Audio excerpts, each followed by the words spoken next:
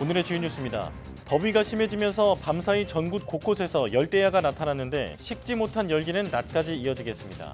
전국적으로 폭염특보가 확대 강화됐고 내륙에는 강한 소나기가, 남해안과 제주도에는 호우가 쏟아질 것으로 보입니다. 필리핀과 타이완에 많은 피해를 남긴 3호 태풍 개미가 중국 본토에 상륙했습니다. 간접 영향권인 베이징에서도 폭풍이 몰아칠 정도로 강력한데 태풍은 앞으로 엿새 동안 세력을 유지하면서 북상할 것으로 보입니다. 정산 지연 사태를 빚고 있는 티몬이 사무실에 찾아온 소비자를 대상으로 일부 환불 절차에 들어갔습니다. 티몬 위메프 정산 지연으로 중소 판매자들은 수십억 원에 달하는 대금을 정산받지 못해 파산할 위기에 놓였습니다. 대형 병원 의대 교수들 사이에서 하반기에 들어오는 전공의를 제자로 받아들일 수 없다는 수련 보이콧이 점차 확산하고 있습니다. 정부는 하반기 추가 모집은 없을 것이라며 수련 보이콧이 발생하면 법적 대응하겠다고 압박 수위를 높였습니다.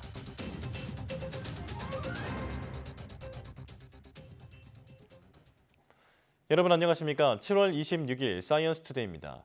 어제 서울에 올해 첫 폭염 경보가 내려지는 등 전국에서 더위 기세가 더 강해지고 있습니다.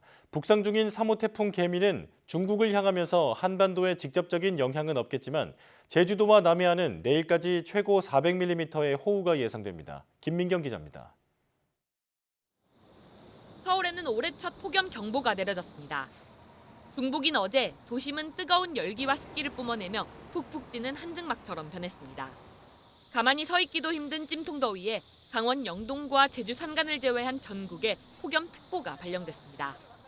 날씨가 너무너무 찜통더위라서 숨이 막힐 정도예요. 집에서 너무 더워서 나왔는데 덥기는 진짜 덥네요. 중국을 향하고 있는 3호 태풍 개미에서 뜨거운 열기를 한반도로 불어넣었고 한반도 대기 중하층에는 남쪽에서 확장한 북태평양 고기압이, 대기 상층에는 중국 북쪽에서부터 확장한 티베트 고기압이 뒤덮은 것이 원인입니다.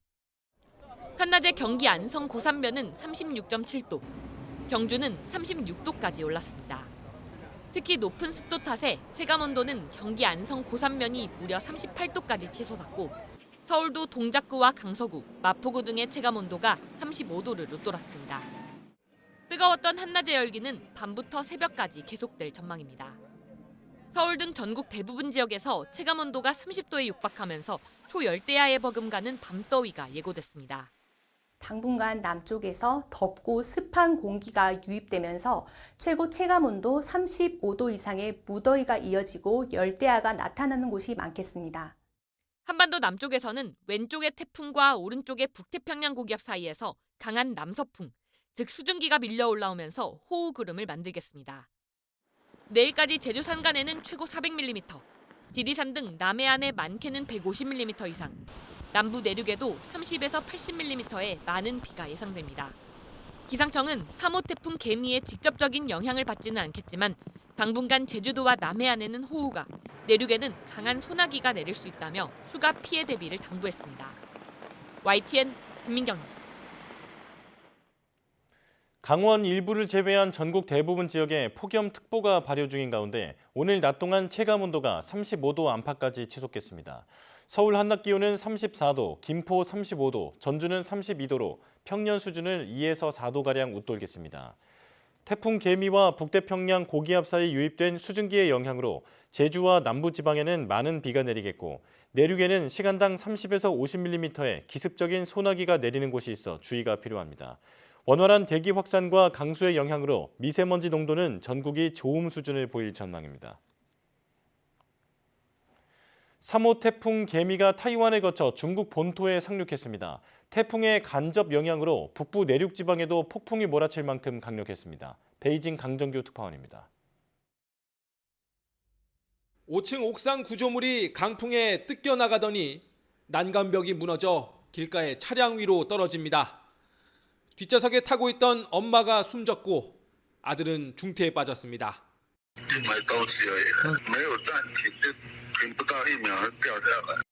바람에 쓰러지면서 달리던 오토바이를 덮친 고목. 60대 여성 운전자는 그 자리에서 숨졌습니다.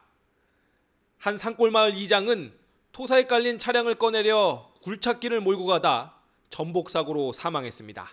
是好像来看路啦，有时候就看路不行，他就过来用。 제3호 태풍 개미가 타이완 동북부를 핥히고 가면서 인명피해가 속출했습니다. 태풍을 뚫고 날아간 에어부산 여객기는 착륙 시도 4번 만에 가까스로 남부 가오슝에 도착했습니다.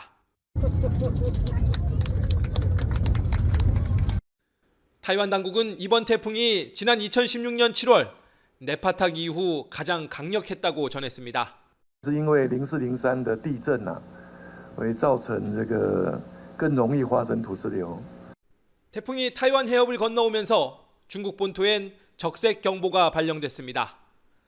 푸젠성에서만 15만 명이 대피했고 저장성 연안까지 모든 선박 운항이 중단됐습니다. 태풍의 간접 영향으로 북부 내륙 베이징과 허베이성 일대에도 폭풍이 몰아쳤습니다. 태풍 개미는 중국에 상륙한 뒤에도 엿새 동안이나 세력을 유지하면서 북상할 걸로 예보돼 있어서 10곳 넘는 지방성들이 바짝 긴장하고 있습니다. 베이징에서 YTN 강정규입니다. 안토니우 구테르스 유엔 사무총장은 인류가 폭염으로 고통받고 있다며 각국은 기후변화로 무더위가 심해지는 것을 막기 위해 나서야 한다고 촉구했습니다. 구테르스 사무총장은 현지 시간 25일 유엔 본부에서 언론 브리핑을 열어 22일 세계 평균 기온이 역대 최고를 기록했다며 이같이 말했습니다. 그러면서 폭염으로 해마다 50만 명이 숨지는 것으로 추정된다며 이는 인간이 초래한 기후변화 때문이고 상황은 점점 나빠지고 있다고 지적했습니다. 앞서 유럽연합 기후감시기구인 코페르니쿠스 기후변화 서비스는 22일 전 세계 지표면의 평균 기온이 섭씨 17.15도를 기록해 1940년 기후 관측을 시작한 이래 가장 높았다고 밝혔습니다. 기후변화가 초래한 이상 고온 등으로 세계 노동자의 70% 이상이 과도한 열에 노출된 채 안전을 위협받고 있다고 국제노동기구 ILO가 지적했습니다. ILO는 현지 시간 25일 기후변화 속 작업 안전과 건강 보장 보고서를 통해 세계 노동자의 71%인 24억 1천만 명이 지나친 고온 속에서 일한다고 밝혔습니다. 과도한 열 노출은 기온과 작업장의 공기 흐름, 기계 등에서 뿜어내는 열 등 다양한 요인이 상호작용해 발생하며 이런 고열 환경 속에서 장시간 근무하면 중심 체온이 38도 이상으로 올라가고 건강이 위험해집니다.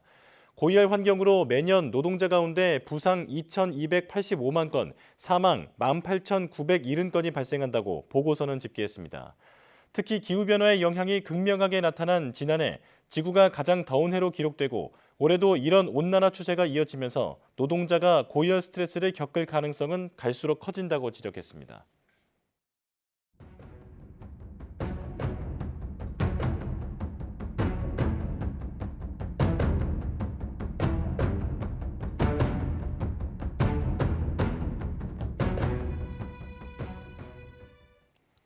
지난 19일 전 세계를 강타한 글로벌 정보기술 IT 대란으로 인해 국적 저비용 항공사 3사의 항공기가 평균 2시간가량 지연된 것으로 나타났습니다.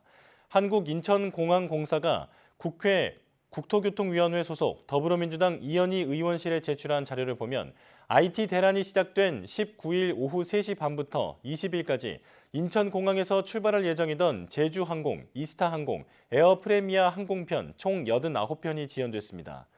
항공사별로는 제주항공 62편, 이스타항공 23편, 에어프레미아는 4편이 지연됐습니다. 평균 지연 시간은 113.3분으로 나타났는데 제주항공 118.2분, 이스타항공 105.4분, 에어프레미아 82.5분의 순으로 길었습니다. 또 이틀간 인천공항 출발편을 운항한 12개 외항사는 모두 19편 지연했고 평균 지연 시간은 114.4분으로 나타났습니다. 이틀간 인천공항에서 발생한 결항 건수는 외항사가 7편으로 델타 에어라인이 4편, 홍콩 익스프레스, 제스타 항공, 세부 퍼시픽이 각각 1편씩 결항했고 국적사에서는 결항이 발생하지 않았습니다. 스위스 취리 공항이 지난 19일 이른바 글로벌 IT 대란으로 입은 영업 피해에 대해 손해배상 소송을 검토하고 있습니다. 현지 시간 25일 취리 공항은 사이버 보안업체 크라우드 스트라이크가 배포한 보안 프로그램으로 비행편 지연 취소 등 피해가 발생한 데 대한 법적 조치를 준비 중이라고 밝혔습니다. 스위스 최대 규모 공항인 취리 공항에선 IT 장애로 항공편 132편이 취소됐고 승객 만여 명이 영향을 받은 것으로 파악됐습니다. 취리공항은 항공편 취소를 비롯한 피해 규모를 면밀히 산정하고 있습니다. 이번 사태의 속성과 인과관계, 직접 원인으로 지목된 업체의 보안 프로그램 계약 등을 법률적으로 분석해 손해배상 청구 등 금전적 피해에 대한 책임을 물을 방법을 검토 중이라고 공항 측은 전했습니다. IT 대란으로 세계 곳곳에서 5,000편 이상의 항공기 운항이 지연 취소됐고 방송, 통신, 금융 서비스 분야에서도 차질이 잇따랐습니다.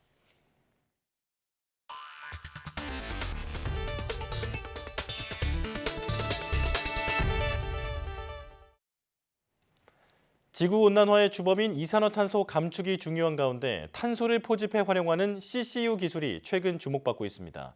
국내 기업이 CCU 기술을 이용해 침대 매트리스 소재 원료인 이산화탄소 폴리오를 개발했는데 기존 제품보다 방수 능력이 좋고 변색도 적은 게 장점입니다. 박나연 기자입니다.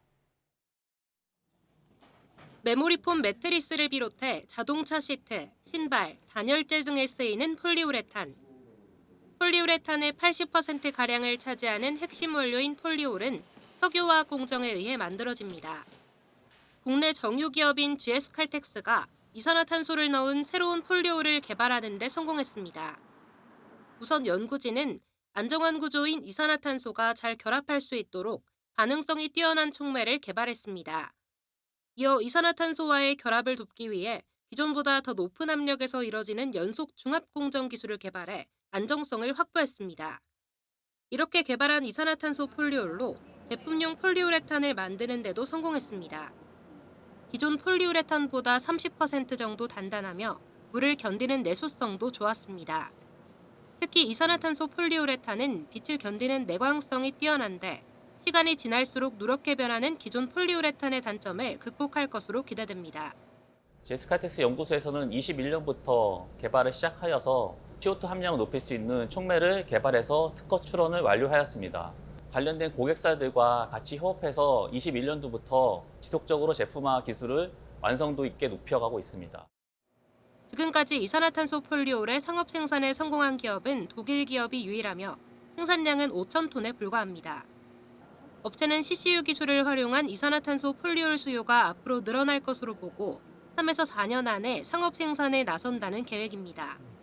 YTN 사이언스 박나연입니다.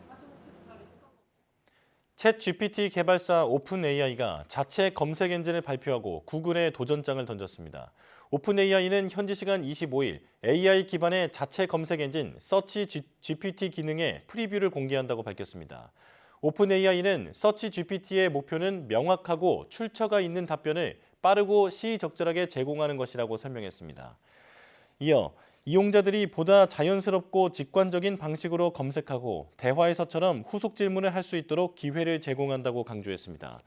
또 서치 GPT를 사람처럼 묻고 답하는 생성형 AI인 자사의 챗 GPT에 통합할 계획이라고 덧붙였습니다. 현재 전 세계 검색 시장은 구글이 90% 가까이 장악하고 있지만 챗 GPT가 큰 인기를 끌면서 오픈 AI의 검색 엔진이 구글의 위협이 될 수 있다는 분석이 제기됐습니다. 유튜버 쯔양 협박 갈취 의혹을 받는 사이버 레커들이 더는 유튜브에서 수익을 낼 수 없게 됐지만 비판 여론은 쉽게 가라앉지 않고 있습니다. 돈만 되면 뭐든 하는 악성 유튜버뿐 아니라 이런 생태계를 꾸려 유지하고 있는 유튜브도 책임을 벗어나기 어렵다는 지적이 나오는데요. 송재인 기자가 보도합니다. 다른 제보 내용도 같이 취재를 하고 있는데요. 100배는 심각한 내용입니다. 제가 알리기 싫었던 이야기들을 그걸 얘기하시는 것 같아서 나쁜 일을 하면 그에 맞는 엄청난 대가를 치러야 한다는 걸 몸소 느끼고 있습니다. 조회수가 곧 돈이 될 수 있는 유튜브 생태계에서 윤리의식이 어디까지 추락할 수 있는지 여실히 보여줬던 유튜버 쯔양 협박 의혹. 사태 발생 나흘 만에 유튜브가 논란이 된 사이버 레커들 수익 창출을 끊었지만 비슷한 논란이 반복되는 동안 플랫폼은 뒷짐만 지고 있던 게 아니냐는 비판과 함께 더는 유튜브의 자체적인 콘텐츠 관리 정책에만 기대서는 안 된다는 지적이 나왔습니다. 이제 유튜브도 규제해야 한다는 겁니다. 절대적으로 영향력이 있으면 그걸 자율적 규제에다 두는 건 굉장히 어폐가 있다라고 생각을 하고요. 현명한 공적 제재도 굉장히 세부적으로 있어야 된다라는.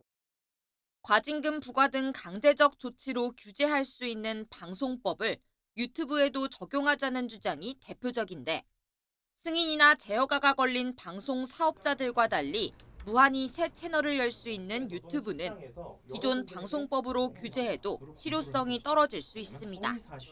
또 어떤 기구가 무슨 기준으로 유해성을 따지느냐를 두고 또 다른 논란이 불거질 가능성도 있습니다. 표현의 자유 위축 우려와도 맞닿은 건데 이에 따라 학계에서는 유럽처럼 콘텐츠 자체가 아니라 플랫폼이 이를 관리하는 절차를 감시할 수 있는 체계를 만드는 게 현재로서는 최선이라고 보고 있습니다. 불법 콘텐츠나 허위 정보를 모니터링해서 신속하게 제거하는 그런 장치를 마련하지 않을 경우에는 아주 강력한 제재를 하는 법안들이 유럽에서는 이미 시행이 되고 있습니다. 더불어 악성 콘텐츠가 돈이 될 수 없게 수용자들도 더 적극적으로 관련 영상 소비를 경계해야 한다는 지적이 나옵니다. YTN 송재인입니다. 티몬과 위메프 정산 지연 사태로 피해를 본 건 소비자들뿐만이 아닙니다. 중소판매자들은 수십억 원에 달하는 대금을 정산받지 못해 회사가 파산할 위기에 놓여 있는데요. 이대로라면 입점 업체들의 줄도사는 시간 문제라는 우려가 커지고 있습니다. 황보혜경 기자입니다. 티몬과 위메프에서 냉장고와 드라이기 등 가전기기를 판매하는 A업체입니다. 지난주 은행에서 대금이 들어오지 않았다는 연락을 받고서야 심각성을 알게 됐습니다. 분명히 그 대금을 티몬 월드로부터 지급한다고 했음에도 이제 정작 저녁에 입금이 안 됐습니다. 보통 업체들이 티몬과 위메프에서 판매한 대금을 정산받기까지 2달이 걸립니다. 이 때문에 거래 규모가 큰 업체들은 정산금을 담보로 은행에서 돈을 빌리는 선정산 대출을 주로 이용합니다. 티몬이나 위메프가 정산금을 입금하면 은행에 자동으로 대출금을 갚는 구조인데 정산 지연으로 이를 못 갚게 되면서 졸지에 연체업체가 되고 말았습니다. A업체가 은행에 당장 갚아야 할 금액만 20억 원으로 보름 안에 정산금이 들어오지 않으면 파산 신청까지 고려하고 있습니다.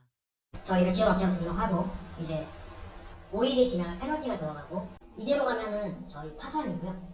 정산을 해주지 않는 이상 갚을 방법은 없습니다.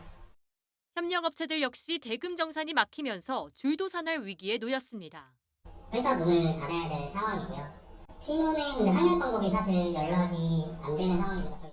SNS 오픈 채팅방에서 비슷한 피해를 호소하는 가전 판매 중소업체들만 100곳이 넘는데 피해액을 합하면 수백억 원에 이를 것으로 추정됩니다. 티몬 류광진 대표가 정산 지연 문제 해결에 최선을 다하겠다는 원론적인 입장만 내놓은 가운데 언제 정산금이 들어올지 모르는 판매자들은 속이 타들어가고 있습니다. YTN 황보혜경입니다. 티몬과 위메프 정산 지연 사태 속 피해자들이 오늘 새벽까지도 각 회사를 찾아가 환불을 요구한 가운데 티몬 측이 피해자들 앞에 나서서 처음으로 사태 해결을 약속했습니다. 티몬에서 여행 상품 등을 구매한 피해자 수백 명은 오늘 새벽까지 서울 신사동에 있는 티몬 사옥에 남아 현장 환불을 요구했습니다. 권도환 티몬 운영사업본부장은 피해자들과 만나 자금 사정이 여의치 않지만 순차적으로 환불을 처리해 주겠다고 밝히고 티몬 대표와 연락이 잘 닿지 않고 있는 건 사실이며 결제 대행사들과의 관계도 좋지 못한 상황이라고 토로했습니다. 앞서 고객 환불을 완수하겠다고 밝혔던 위메프는 오늘 새벽까지도 번호표를 배부하고 순차적으로 현장 환불 신청 처리 절차를 진행하고 있습니다.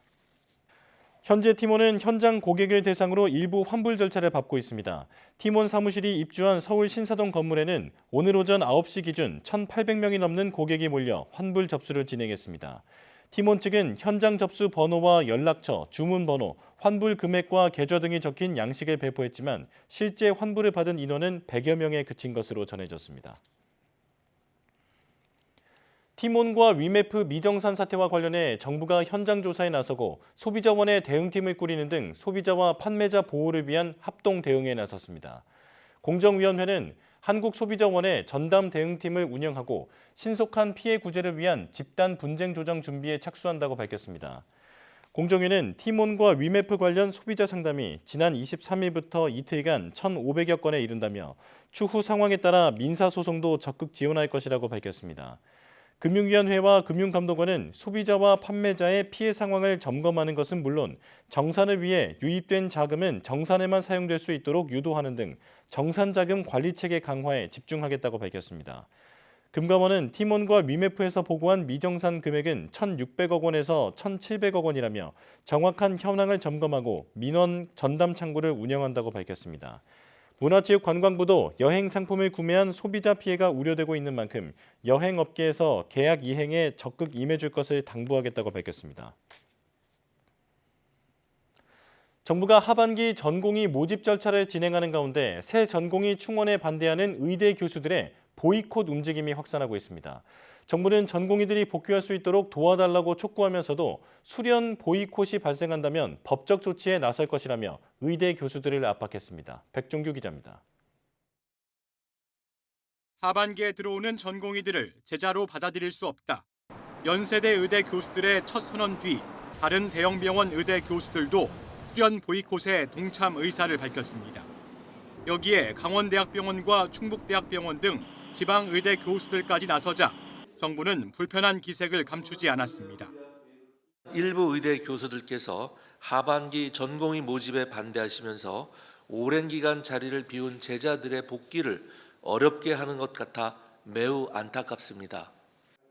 일단 정부는 의대 교수 대부분이 수련 보이콧에 동조하지 않으리라 믿는다면서도 실제로 새 전공의 지도를 거부한다면 강력하게 대응하겠다며 압박 수위를 높였습니다. 그런 행위가 만약 발생을 한다면 여러 가지 법적인 조치를 지금 강구를 하려고 준비를 하고 있다는 점을 말씀드립니다. 하반기 모집 전공의들의 지원 규모가 크지 않을 것으로 예상되는 가운데 의대 교수들의 보이콧 움직임이 확산하자 법적 조치 카드를 꺼내든 겁니다. 동시에 전공의들을 향해서는 하반기 모집에 충원이 충분히 이루어지지 않더라도 추가 모집은 없을 것이라고 못 박았습니다. 이런 가운데 반년 넘게 정부와 대립각을 세워온 의사들은 오늘 하루 진료를 쉬고 토론회를 엽니다. 전국 단위 토론회 형식을 빌려 대정부 투쟁을 하는 셈인데 통상 금요일엔 외래 진료가 적은 점을 고려하면 의료 현장에 큰 혼란은 없을 것으로 보입니다. YTN 백종규입니다.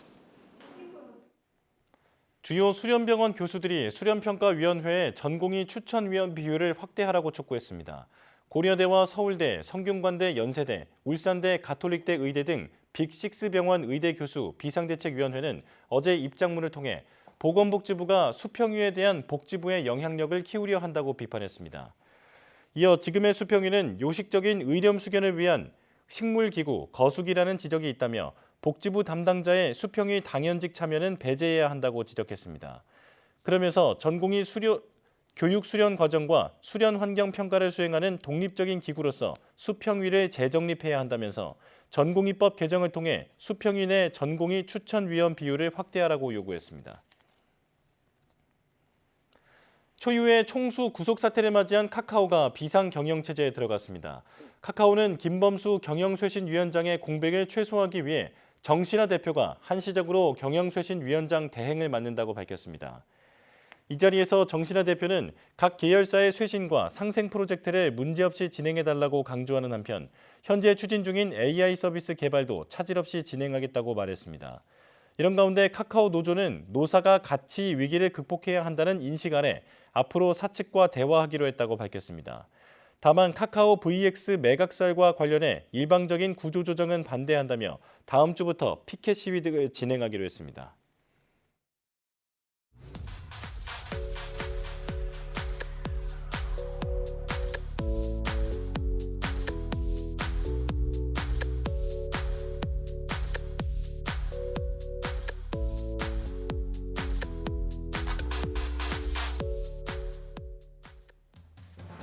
이번 티몬과 위메프 정산 지원 사태는 이미 예견된 일이라는 지적이 나옵니다.